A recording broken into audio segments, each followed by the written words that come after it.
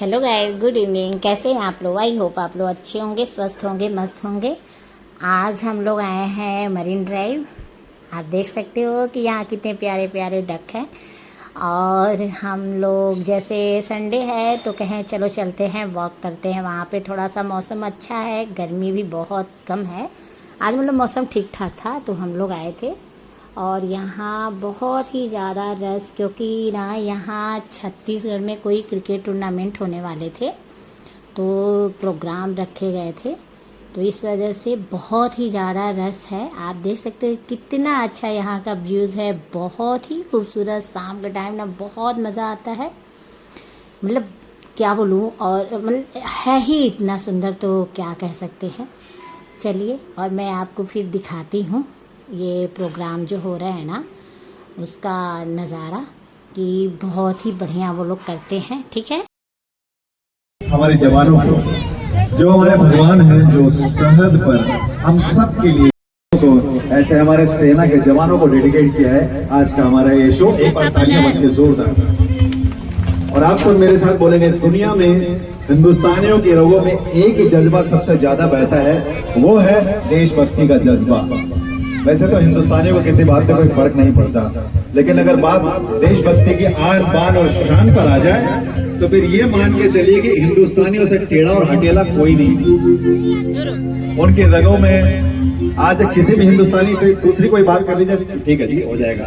लेकिन ये कह दें कि किसी ने टेढ़ी नजर देश की तरफ डाली है तो देश की सेना तो छोड़ो, एक एक हिंदुस्तानी बोलता है, मैं बॉर्डर पर जाके खड़ा हो जाता हूँ देश की सेना के साथ। बोले भारत माता की।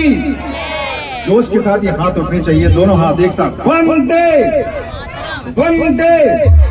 पता है हम इतने खुश और खुशियों के साथ क्यों रह पाते हैं? क्योंकि सेना के जवान, किसने सुना हुआ है? लगभग सबने सुना हुआ है। एक चुटकी सिंदूर की कीमत रमेश बाबू को तो शायद पता हो न हो, पाकिस्तान को अच्छे से पता चल गई कि एक चुटकी सिंदूर की कीमत क्या है। इसलिए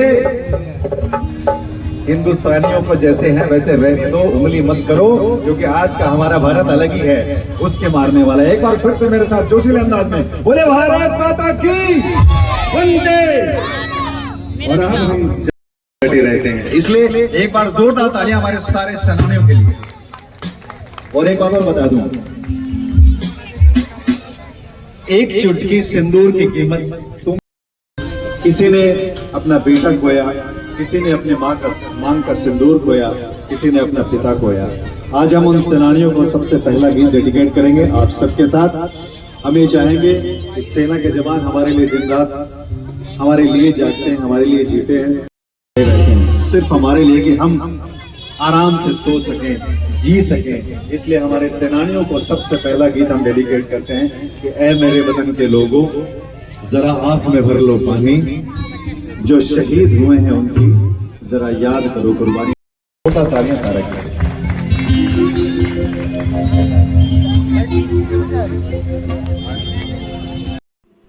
अब हम लोग इनके सॉन्ग को सुनते हैं। बहुत ही अच्छा गाती हैं। यह वाला सॉन्ग है जो ऐ मेरे वतन के लोगों। और सभी लोग बैठे थे और खूब क्लैपिंग हो रही थी। हम लोग को म्यूट इसलिए करना पड़ा ना कि कहीं कॉपीराइट ना आ जाए, इस वजह से। और आप देख सकते हो रस भी उतनी है, और क्या बोलूँ, व्यूज़ भी यहाँ की बहुत ही ज़्यादा खूबसूरत, बहुत ही बढ़िया। तो हम सब लोग बैठे हैं, बहुत सुकून मिलता है, मतलब अच्छा आता है, लगता है ना मज़ा आ गया। यहाँ ऐसे भी स्कूल रहते हैं तो कहाँ शाम को तो हम लोग आ ही नहीं पाते हैं। यहाँ कभी कभार ही आते हैं, भाई आया था तो वो लेके आया था और आ जाए। और इसके बाद हम लोग निकल जाते हैं, मतलब ये सब सुनने के बाद अब हम लोग सोचते हैं कि चलते हैं। सॉन्ग तो बहुत ही अच्छा अच्छा गाती हैं, बहुत ही अच्छा। और यही सब होता है, वही टूर्नामेंट का प्रोग्राम वोग्राम के, मतलब अब वो कुछ और भी बातें बताते हैं देशवासियों के लिए। और इनका सॉन्ग चलता ही रहता है, मतलब गाती अभी थोड़ा टाइम लगता है। अब हम लोग सोचते हैं अब हम लोग निकलते हैं, तो अब यहाँ से हम लोग चलते हैं। फिर रास्ते में ही ये गुरुद्वारा पड़ता है, तो हम कहते हैं चलो ना मत्था टेक लेते हैं। क्योंकि ना यहाँ से हमारी बहुत सारी यादें हैं। मतलब जब हम लोग पंजाब में मतलब रहते थे ना, चंडीगढ़ अम्बाला वगैरह, तो फिर मैं जाती थी, छोटा था मेरा बाबू तो जाती थी। और जब वो बहुत रोता था पहली बार स्कूल जाने में, तो मेरी आंटी हमको लेके जाती थी ना, तो मैं मन्नत मानती थी कि भगवान जी मेरा बेटा चला जाए पढ़ने, रोए नहीं, बस वो मुझे पकड़ के। तो हम लोग मत्था वगैरह अच्छे से टेकते हैं। और अब बस यहाँ से चलने का होता है। ये देख सकते हो आप, बहुत ही सुंदर, बहुत ही अच्छा है। गुरुद्वारे का भी यहाँ सेवा वगैरह भी चल रहे थे। अब वहाँ से हम लोग आ गए हैं ये चौपाटी, जहाँ पे लिट्टी चोखा वगैरह बहुत ही बढ़िया मिलता है। तो ये कहते हैं लल्ली ले क्या, तो हम कहते हैं हाँ ले लीजिए, बनाना नहीं है अभी। रात हो गई थी, 9 o'clock हो गए थे। और ये बहुत अच्छा भाई बनाता है लिट्टी चोखे वगैरह।